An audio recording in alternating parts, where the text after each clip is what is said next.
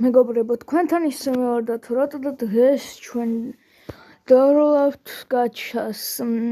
კითხვა გაქვთ ალბათ, რატო აღარ ვიგებდი ვიდეოებს, სადაც ვროლავდი გაჩას, სანამ არ დამიგდებდა კიცუნეს.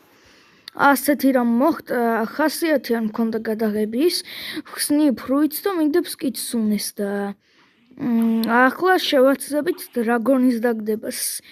და გუშინ კიდევ ლეოპარდი დამდგა, კარგი. ახლა აქ ვროლავთ ან ნორმალურ გაჩას, ან სამერ გაჩას, მაგრამ ახლა ნორმალურ გაჩას დავროლავ, იმიტომ რომ ფული მაქვს და სამერ ტოკენები არ.